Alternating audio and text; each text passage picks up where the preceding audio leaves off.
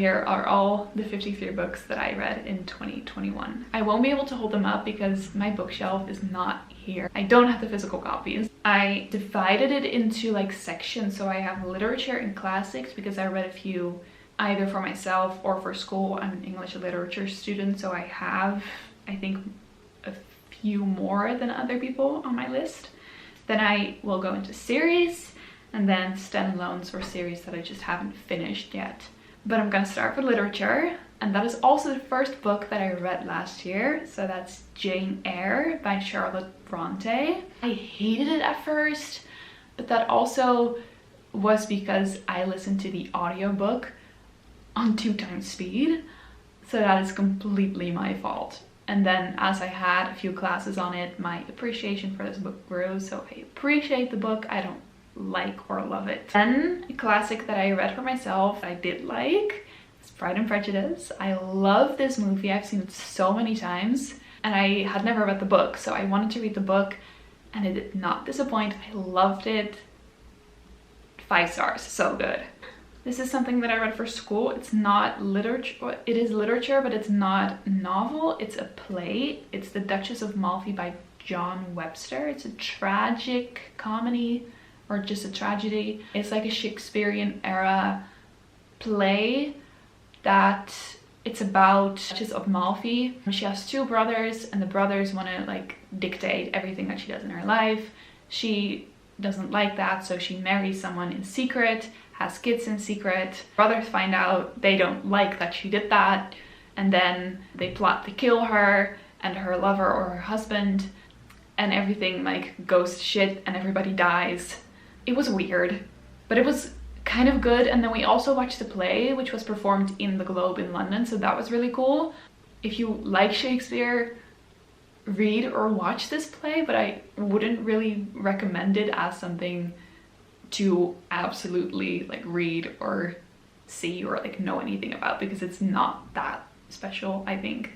Then we went on to like 19th century literature and we read Orinoco or The Royal Slave by Afra Bain or Ben, I don't know how you pronounce her name. It's a novella. It's very short, like 100 to 200 pages, I think. This book is about Orinoco, who is a prince in Africa. He falls in love with this woman, and because of that, I think they end up on this ship and they get traded to, I think, somewhere in the Caribbean, so they become slaves. So he goes from being a royal to being a slave, but then he still gets like a better treatment than the other people because he looks more white and more acceptable than all the other slaves on that plantation.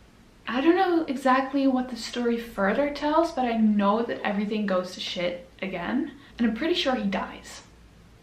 I would say if you're like interested in literature and more colonial literature, read this book, but it's also not something I would like recommend to everybody because I think you could find offense in it. It's not for everybody, absolutely not. Then something that I read because I thought I should at least have read this once as a literature student, I picked up Lord of the Flies by William Golding. I did not like this book at all. I got through it pretty fast. I didn't like this book, but I'm happy to have read it now. Another book, it's a literature, it's African literature, it's not a classic. I think it came out in 1980 or around that time. It's post-colonial. It's called Nervous Conditions by Tsitsi Dankaremga. I really liked it. It's a coming-of-age story of this African girl who progressively comes closer into contact with the Western world and Western education, like what influence that has on her and her family relations. I thought it was very interesting. I think it's close to the writer's own experience because she has had that past. So that was very interesting. I would recommend actual literature that I think is very easy to get through and very interesting to like learn something about. Then also post-colonial, I read Bodily Harm by Margaret Atwood. I loved The Handmaid's Tale by her, so I thought I would love this as well. I hated it. Absolutely hated it. I don't recommend. I think it's weird. I think the plot makes no sense. I barely think there is a plot, and then everything happens in like the last 50 pages. It was hard to get through. I just thought it was very disappointing and just not overall a good book. Let's go into series. These are the most basic things I could have picked ever. I read the entire Grishaverse, so I read Shadow and Bone, Siege and Storm, Ruin and Rising, then I read Six of Crows and Crooked Kingdom, and then I also read King of Scars and World of Wolves, plus the fairy tale book Language of Thorns. My favorite is Six of Crows / Crooked Kingdom still, but I do like that everything comes together in the King of Scars and World of Wolves books. So yeah, I would recommend the Grishaverse. I really like it, especially like the Six of Crows book, but do read Shadow and Bone first, because I did not do that and it made me so confused, and it made Six of Crows harder to get through. Then I also read the entire Folk of Air series by Holly Black, so Cruel Prince, Wicked King and Queen of Nothing, and then also the How the King of Elfame Learned to Hate Stories with the beautiful art. I loved it. I love the political intrigue in this book, and then that is the important part. I would recommend, if you still haven't read it yet, if you're going into it for the romance, it's a subplot. Then something also YA and more political intrigue is We Hunt the Flame and We Free the Stars by Hafsa Faisal. I hope I'm pronouncing that right. Loved reading about like Middle Eastern culture in a fantasy book. I want to read more like actual representations of different cultures in books. I want to appreciate where writers come from and like what they can tell about their culture in their stories. And I think this is the only one that I read this year, but I want to read more in the upcoming year. Then for the first time in my life, I read Percy Jackson. So I read all 5 Percy Jacksons. I loved it. I'd never read it before, so I didn't know what to expect, like if I was gonna like it, because I just hadn't read it as a kid. I loved it. Very easy to get through. I think I give everything like at least 4 stars, so would recommend. Then the last series that I read was the Shades of Magic series by V.E. Schwab. I have the last 2 books of the series here because it's actually like the last few books that I read this year. I loved the first one, so A Darker Shade of Magic. I thought it was genius. I love this world. I love the idea. I love the characters. Then we went to A Gathering of Shadows and then finished with The Conjuring of Light. The second book is such a second book. It's such a cliche classic second book and such a filler that I just didn't like it, even though like what happened in it was fun, but it was just a filler of like there is something else coming but you don't know what it is yet, but there's barely any development, but it isn't important for the plot whatsoever. So I didn't like it in that sense, but I did like just getting to know this world. So in that sense I did like it, but I just didn't like it for the overall plot. And then the last book left me a little bit unsatisfied with what it actually told. I liked it, I didn't love it. Like a lot of my questions were just left unanswered. They were a little bit disappointing, but I did very much like it. So I still have mixed feelings. For now, I love the first one. The second and the third disappointed me a little bit. Those are all the series that I read, and now I can go into the standalones and just the series that I haven't finished. First one, The Midnight Library by Matt Haig. This one disappointed me. I only got through this very quickly because all the chapters are so short. I just didn't like the message that he was trying to tell in this book. Then also something that disappointed me was Aristotle and Dante Discover the Secrets of the Universe. I heard so many good things about this book and I just felt so disappointed by like what this book was trying to tell me.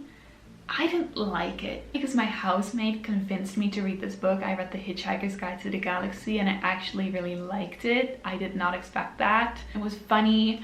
I still have to read all the rest, and that is definitely something I'm going to do this year. Something that she also convinced me to read was Winter House by Ben Gooderson. I read this in the midst of summer, a book called Winter House. It made it not enjoyable.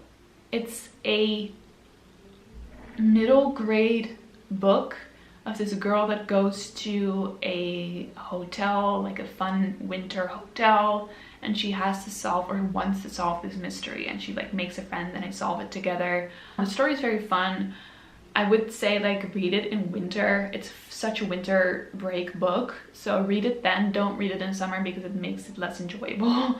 Then one of the only like not popular books that I read was something called Beyond the Wall. This is a book about the Roman Empire and then British Roman Empire, and then like a slave girl that tries to flee from like where she's kept, and then eventually she reaches a place beyond the wall, and it's this whole adventure of her meeting someone that is very much in the Roman Empire and like works for the Roman Empire, and then them having to solve something together and going on this journey. It was very vague, it was interesting, not my favorite.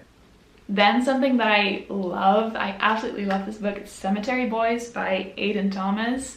I'm gonna read all his other books. I loved it so much. I thought it was so fun to actually see a representation of the queer community in a book, and he does it so well. Loved it. I highly recommend. Okay, so the next book is something that I just bought and read because it was a book that I thought I could bring to the beach. It could get ruined. Summer book. It's called Summer at Buttercup Beach by Holly Martin. It's like a rom-com, very much exactly what the title says it is. I wouldn't recommend as a romance book, but it's just fun to read. I read The 10,000 Doors of January by Alex E. Harlow, and this is like a fantasy within this world, so it's like contemporary fantasy. It's about this world having doors on it that lead to different worlds, and then there's a girl finding or trying to find her parents and going on this journey to doors, and she actually finds out that she can make doors or create doors, and then there's this like secret society that she was in that wants to close all of them, and she has to escape them and just fight back. Honestly, I would really recommend it. I think it's very interesting, and I think it's an easy read. Is The Starless Sea by Erin Morgenstern. So I read The Night Circus last year, and then I read The Starless Sea this year. This is a book about stories and stories within stories. It kind of left me unsatisfied because there is not like one well-rounded ending, but I did really like it. I love her writing style, but it's not for everybody, and I don't necessarily know how to explain like what she does in this book, but I really loved it. I read The Hobbit by Tolkien for the first time. I binged all of the movies, so all of the Hobbit and the Lord of the Rings movies with my housemates before, and then I read The Hobbit after. I just love Bilbo. He's my favorite man in the world. I love him. And then we're at romances, so all the romances that I read. The first two being The Flat Share and The Switch by Beth O'Leary. I loved The Flat Share. I had a little bit of a difficult time getting into it, but then eventually I loved it. And The Switch, it's about a grandma and her granddaughter that switch houses and switch lives for a few weeks. I loved the story of the grandma, but I wasn't the biggest fan of the granddaughter's arc, but still, they're very cute romances. They're not steamy or spicy whatsoever, but they're very cute, both of them. And the next two romances that I read were Beach Read and People We Meet on Vacation by Emily Henry. I loved Beach Read, absolutely do. I think it's one of my favorite romances that I read this year. I was disappointed by People We Meet on Vacation because I'm not the biggest fan of Friends to Lovers, and this book kind of proved my point. So if you do like Friends and Lovers, this is the book for you. It just wasn't the best option for me. Okay, so next, two of my favorite books this year, The Song of Achilles and Circe by Madeline Miller. I love them both so much. I love how Madeline Miller writes, and I love how she like writes the story of Circe from like her being a young god to her complete development as this castaway witch, and then her becoming a mother and like finding her way in the world and just finding her power and her agency. And I loved that. It's so beautiful, both of them. I love them so much. I highly recommend. Two of my favorite books that I read in 2021. I read The Love Hypothesis by Ali Hazelwood. Love this book. I think everybody and their mother has already read this book, so I'm not going to go into it. Then I read The Spanish Love Deception. I did not like the main character at first, and then she grew on me, and then I loved this book, so highly recommend. And I read The Soulmate Equation by Christina Lauren. I had high expectations of this book. I thought it was gonna remind me of The Love Hypothesis, and it didn't. It was cute. I expected more.